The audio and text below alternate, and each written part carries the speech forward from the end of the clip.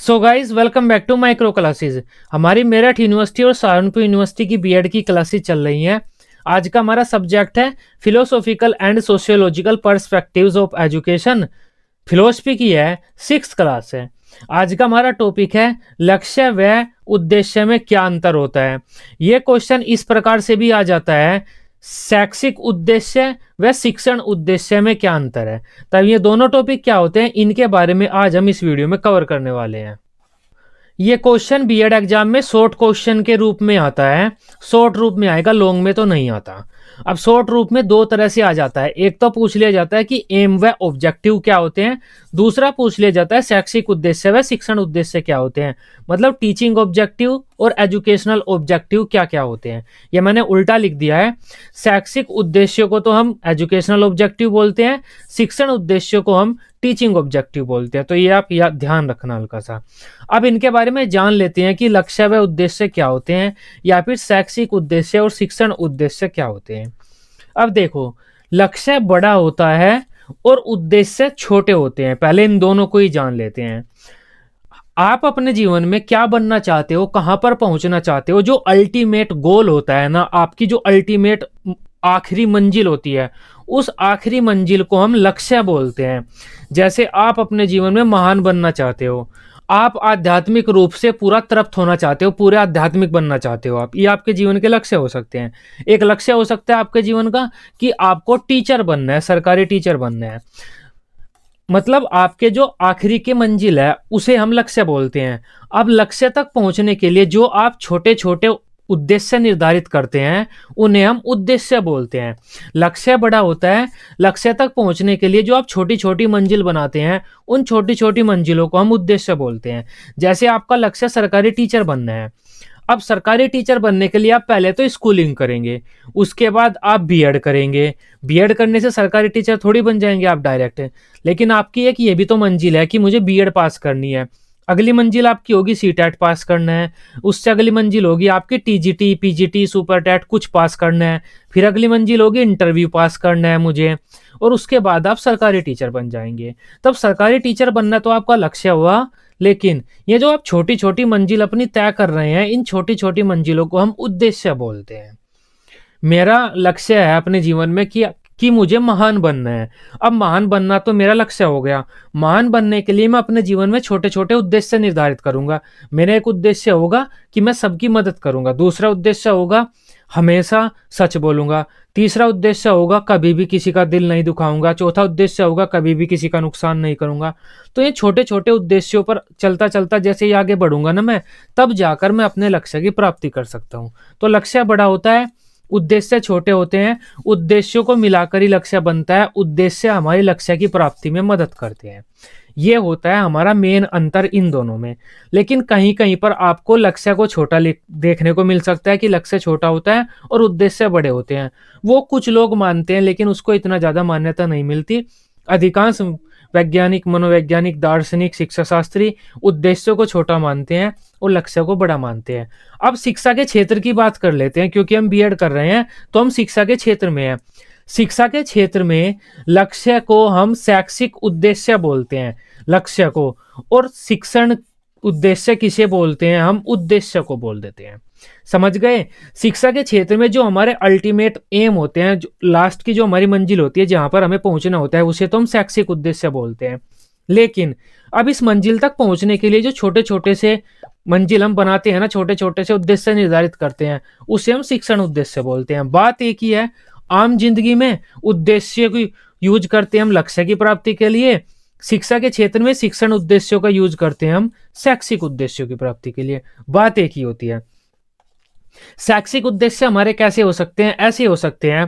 बालक का हमें सर्वांगीण विकास करना है, बालक को हमें भावात्मक रूप से दृढ़ करना है, बालक की एक्टिविटी सुधारनी है, हमें बालक को नैतिकता, चारित्रिकता सिखानी है, बालक का चारित्रिक व नैतिक विकास करना है। बालक में हमें इन गुणों का विकास करना है जिससे कि उसमें राष्ट्र प्रेम की भावना पैदा हो जाए। तब ये हमारे शैक्षिक उद्देश्य हैं, ये हमारे अल्टीमेट लास्ट के उद्देश्य हैं, किस प्रकार का हमें अपने बच्चे को करना है। अब इन उद्देश्यों की प्राप्ति के लिए हम छोटे छोटे शिक्षण उद्देश्य बनाते हैं। जैसे हमें अपने बालक का सर्वांगीण विकास करना है, ये हमारा शैक्षिक उद्देश्य हो गया, बालक का पूरा विकास करना है। अब उसके लिए हम क्या करेंगे, बालक को लिखना सिखाएंगे, हमें लिखना सिखाना है बालक को, अच्छे तरह से बोलना सिखाना है, पढ़ना सिखाना है। इसके अलावा और भी बहुत सारे काम करने सिखाने हैं, चीज़ों को याद करना सिखाना है, समझना सिखाना है, तार्किक चिंतन बालकों का भी उच्च करना है। तो ये सारे हमारे शिक्षण उद्देश्य हैं, छोटे छोटे से हमारे शिक्षण उद्देश्य हैं ये। इन सबको मिलाकर हम बालकों का शैक्षिक उद्देश्य कर सकते हैं, सर्वांगीण विकास करते हैं। सीधी सी बात है, सर्वांगीण विकास हमारा जो होता है वो शैक्षिक उद्देश्य हुआ। अब सर्वांगीण विकास के लिए हम जो छोटे छोटे से उद्देश्य रखेंगे उन्हें शिक्षण उद्देश्य कहेंगे। अब आप इन दोनों में अंतर समझ गए, लक्ष्य को हम शैक्षिक उद्देश्य बोलते हैं, खाली उद्देश्य को हम शिक्षण उद्देश्य बोलते हैं। लक्ष्य बड़ा होता है, शैक्षिक उद्देश्य बड़ा होता है, उद्देश्य और शिक्षण उद्देश्य छोटे होते हैं। लक्ष्य को प्राप्त करने के लिए हम छोटे छोटे से उद्देश्य निर्धारित करते हैं, ठीक इसी प्रकार शैक्षिक उद्देश्य को प्राप्त करने के लिए हम पहले छोटे छोटे शिक्षण उद्देश्य प्राप्त करते हैं। ये हो जाते हैं हमारे लक्ष्य व उद्देश्य में अंतर। अब एक एक करके इसी बात को हम पॉइंट वाइज समझते हैं, पेपर में आपको कैसे लिखना है। अब आप ये बात तो समझ गए होंगे कि लक्ष्य व उद्देश्य में क्या अंतर होता है। सबसे पहला पॉइंट है हमारा, लक्ष्य में उद्देश्य निहित होते हैं। अब यही बात आ गई कि लक्ष्य की प्राप्ति के लिए उद्देश्य का सहारा लेते हैं हम, उद्देश्य को पार करते हुए चलते हैं तो लक्ष्य मिलता है हमें। तब लक्ष्य की प्राप्ति में उद्देश्य निहित होते हैं, लक्ष्य में अपने आप से ही उद्देश्य सम्मिलित होते हैं। जैसे आपका लक्ष्य क्या है, गवर्नमेंट टीचर बनना है। अब उसके लिए आपको बीएड करना होगा, सीटेट पास करना होगा। अभी जो सीटेट बीएड है ये हमारे उद्देश्य ही तो है, तो ये गवर्नमेंट टीचर बनने में ये निहित है। पेपर में आपके लक्ष्य आ जाता है तो लक्ष्य लिख देना, शैक्षिक उद्देश्य शिक्षण उद्देश्य आता है तो वही आप यहाँ पर लिखते रहना, इतना तो आप कर ही पाएंगे। लेकिन उद्देश्य लक्ष्य की प्राप्ति में सहायक होते हैं, उद्देश्य हेल्प करते हैं जिससे कि हम अपने लक्ष्य की ओर पहुंच सकें। नेक्स्ट पॉइंट होता है, लक्ष्य क्या प्राप्त करना है, इसका उत्तर होता है। कोई हमसे पूछे आपको क्या प्राप्त करना है, हमें सरकारी नौकरी प्राप्त करनी है या फिर हमें एक उच्च चरित्र प्राप्त करना है, तो वो हमारा लक्ष्य हो जाता है। अब जो हमारा लक्ष्य है उसे कैसे प्राप्त करना है, अगर इसका उत्तर ढूंढे हम तो उसे हम उद्देश्य कहते हैं। हमारा लक्ष्य क्या है, सरकारी नौकरी। अब उसे हम कैसे प्राप्त करेंगे, बीएड करके प्राप्त करेंगे, सीटेट वगैरह करके प्राप्त करेंगे। तो ये जो छोटे छोटे स्टेप आए ना, ये हमारे उद्देश्य हो जाते हैं। थर्ड पॉइंट है, लक्ष्य परोक्ष होते हैं तथा अप्रत्यक्ष रूप से प्राप्त किए जाते हैं। लक्ष्य को हम सीधा सीधा सा प्राप्त नहीं कर सकते। जैसे हमें क्या बनना है, शिक्षक बनना है, गवर्नमेंट शिक्षक बनना है, तब शिक्षक बनने के लिए हम बीएड करेंगे। बीएड करके शिक्षक थोड़ी बन जाएंगे हम, बस बीएड करनी भी जरूरी होती है। तब शिक्षक बनने के लिए हम बीएड करेंगे, सीटेट करेंगे, एग्जाम देंगे, ये करेंगे वो करेंगे, तब जाकर शिक्षक बन जाएंगे। तब शिक्षक बनने के लिए सीधा सीधा सा शिक्षक के रूप में ही हम काम नहीं कर रहे, पहले कुछ और काम कर रहे हैं। इसका मतलब क्या हुआ, लक्ष्य परोक्ष होते हैं, अप्रत्यक्ष रूप से प्राप्त किए जाते हैं, लेकिन उद्देश्य प्रत्यक्ष होते हैं तथा प्रत्यक्ष रूप से ही प्राप्त किए जाते हैं। जैसे सरकारी टीचर बनना है आपको, तब जैसे आपका लक्ष्य सरकारी टीचर बनना है, तब उद्देश्य आपका क्या हुआ, आपने एक उद्देश्य निर्धारित किया कि मुझे बीएड करनी है, बीएड करना मेरा एक उद्देश्य हो गया जिसकी सहायता से मैं अपने लक्ष्य को प्राप्त कर सकता हूं। अब बीएड करने के लिए आप, बीएड क्या होता है, ये उद्देश्य क्या होते हैं, प्रत्यक्ष होते हैं, सीधा सीधा सा हमारे सामने होते हैं। मेरा उद्देश्य है बीएड करना, अब मैं बीएड का ही फॉर्म भरूंगा, बीएड में ही एडमिशन लूंगा, बीएड के ही पेपर पास करूंगा और बीएड डिग्री हासिल कर लूंगा। तो बीएड करनी थी मुझे और बीएड ही मैं करता रहा, लेकिन यहाँ पर मुझे सरकारी टीचर बनना है और मैं बीएड बीटीसी सीटेट पीटेट करता फिर रहा हूँ।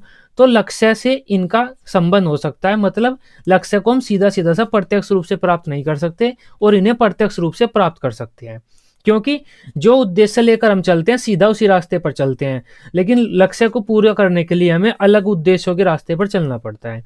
लक्ष्य को लंबी अवधि में प्राप्त किया जाता है। आपको टीचर बनना है या आपको महान बनना है या फिर अपने बच्चे का विकास करना है, तो वो इतना आसान नहीं होगा, आपको लंबी अवधि तक इंतजार करना होगा। लेकिन उद्देश्य को छोटी अवधि में प्राप्त किया जा सकता है। आप अपने बच्चे को लिखना सिखाना चाहते हैं, वो आप जल्दी लिखना सिखा सकते हैं बच्चे को, या फिर आप बीएड करना चाहते हैं, वो भी 1 साल में कर लेंगे। तो उद्देश्य को हम छोटी अवधि में प्राप्त कर सकते हैं। आप अपने बच्चे को महाराणा प्रताप के बारे में जानकारी देना चाहते हैं तो एक पाठ पढ़ा सकते हैं, उससे बच्चों को महाराणा प्रताप की जानकारी हो जाएगी, तुरंत हो जाएगी। तब उद्देश्य को छोटी अवधि में प्राप्त किया जा सकता है, लेकिन लक्ष्य को नहीं। लक्ष्य का आधार दार्शनिक होता है। दार्शनिक का मतलब होता है लक्ष्य हमारी सोच से संबंधित होते हैं। उद्देश्य का आधार मनोवैज्ञानिक होता है। मनोवैज्ञानिक से मतलब होता है उद्देश्य हमारे व्यवहार से संबंधित होते हैं। मनोविज्ञान व्यवहार से संबंधित होता है, दर्शन शास्त्र हमारी सोच से संबंधित होता है। नेक्स्ट पॉइंट है, लक्ष्य का मापन करना आसान नहीं होता। अब आपका लक्ष्य है, आपको अपने बच्चों का सर्वांगीण विकास करना है, तो आप मापन नहीं कर सकते कि आपके बच्चों का कितना विकास हो गया। आपका लक्ष्य है आपको चारित्रिक नैतिक रूप से उच्च होना है, तब आप अपना मापन नहीं कर सकते आपका चरित्र कितना ऊपर हो गया। या फिर आपका लक्ष्य हो सकता है आपको महान बनना है, तब आप उस चीज का मापन नहीं कर सकते कि आप कितने बन गए हैं। तब लक्ष्य का आसानी से मापन हम नहीं कर सकते, लेकिन उद्देश्य का आसानी से मापन किया जा सकता है। जैसे आपको बीएड करनी थी, बीएड करने का एक उद्देश्य था, 1 साल बाद देखेंगे आप आपकी बीएड हो गई, आपका पूरा उद्देश्य पूरा हो गया, तो आप उद्देश्य का मापन कर सकते हैं।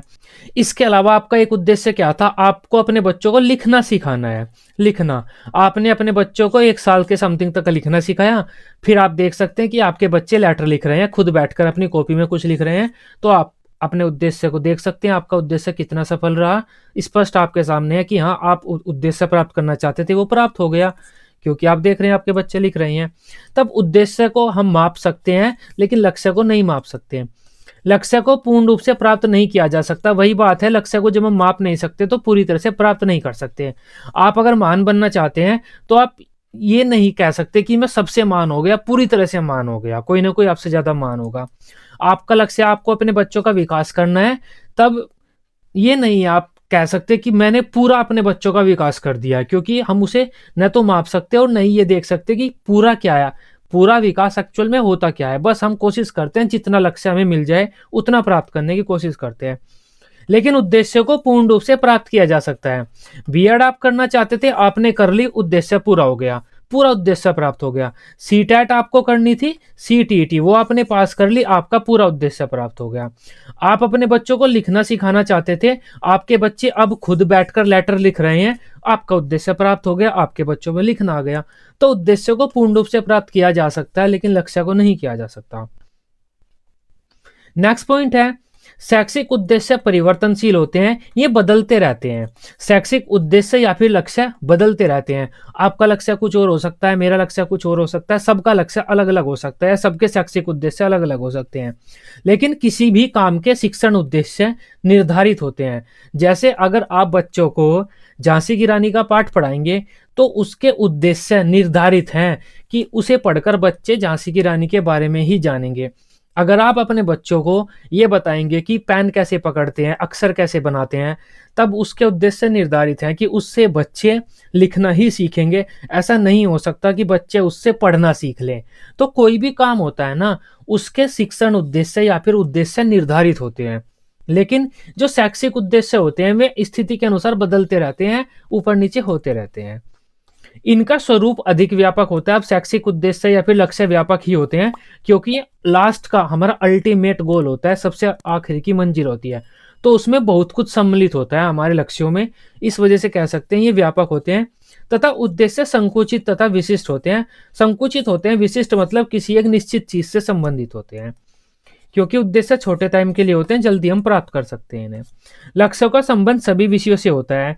अब हमारा कोई एक लक्ष्य है, हमें शिक्षक बनना है या फिर हमें अपने बच्चे का विकास करना है, तो जो भी काम हम करेंगे या जितने भी सब्जेक्ट हम बच्चों को पढ़ाएंगे, कुछ भी करेंगे, वो सारे हमें हमारे लक्ष्य की ओर पहुंचने में मदद करेंगे। सभी सब्जेक्ट, बच्चे का सर्वांगीण विकास करना है तो history, geography, politics, math, science वगैरह, फिजिक्स, केमिस्ट्री, पेमिस्ट्री, जो भी हो जाता है, सब कुछ हमारा लक्ष्य की ओर बढ़ाएगा हमें। लेकिन उद्देश्य का संबंध किसी एक विषय या फिर प्रकरण से होता है। जैसे हमारा उद्देश्य क्या है, बच्चे को लिखना सिखाना है, तो ये एक उद्देश्य हुआ। तब इसका जो संबंध होगा वो किसी एक प्रकरण से या एक विषय से होगा कि बच्चे को कैसे लिखना हम सिखाएं। हमारा एक उद्देश्य है कि हमें अपने बच्चों को महाराणा प्रताप का ज्ञान कराना है, तब उस उद्देश्य का संबंध किसी एक सब्जेक्ट से, हिस्ट्री सब्जेक्ट से और एक टॉपिक से होगा जो कि महाराणा प्रताप का टॉपिक है। तब जो हमारा उद्देश्य होते हैं उसका संबंध किसी एक निश्चित चीज से होता है। लेकिन लक्ष्य में सब कुछ आ जाते हैं, हर कोई एक्टिविटी हमारी, सभी सब्जेक्ट हमारे लक्ष्य की ओर पहुंचने में मदद करते हैं। नेक्स्ट पॉइंट है, लक्ष्य किसी भी कार्यक्रम को दिशा प्रदान करता है। आपका क्या लक्ष्य है, वो आपकी एक्टिविटी को दिशा प्रदान करेगा, आप किस तरफ जाएंगे। टीचर बनना है तो टीचर वाले रास्ते पर चलेंगे, इंजीनियर बनना है तो इंजीनियर वाले रास्ते पर चलेंगे, डॉक्टर बनना है तो डॉक्टर वाले रास्ते पर चलेंगे। तो जो आपका लक्ष्य होता है वो आपकी एक्टिविटीज को दिशा प्रदान करता है, डायरेक्शन देता है कि आप आगे अब किस दिशा में जाने वाले हैं। और उद्देश्य क्या होता है, उस दिशा में एक बिंदु होता है। टीचर बनना है आपको, टीचर वाले रास्ते पे चले गए, उस दिशा में आप बढ़ेंगे जैसे, तो आपके सामने अनेक बिंदु आएंगे, B Ed, VTC, super TET, interview वगैरह वगैरह। तो ये जो छोटे छोटे से बिंदु आपको मिल रहे हैं, ये बिंदु ही उद्देश्य होते हैं। नेक्स्ट पॉइंट है, लक्ष्य की प्राप्ति की जिम्मेदारी स्कूल व समाज दोनों की होती है। हमारा लक्ष्य बालक का सर्वांगीण विकास करना है, तो उसकी प्राप्ति स्कूल की भी होती है और समाज की, सबकी होती है, क्योंकि लक्ष्य की प्राप्त करने में सारे सब्जेक्ट, सारी क्रियाएं सम्मिलित होती है। लेकिन उद्देश्य की प्राप्ति मुख्य तौर पर शिक्षक की ही होती है। जो हमारे उद्देश्य निर्धारित होते हैं ना, उनकी प्राप्ति शिक्षक की होती है। लक्ष्य के परिणामों को तुरंत नहीं देखा जा सकता, क्योंकि हमें टीचर बनना है और हम कोई एक्टिविटी कर रहे हैं तो सीधा सीधा सा हम परिणाम नहीं देख सकते।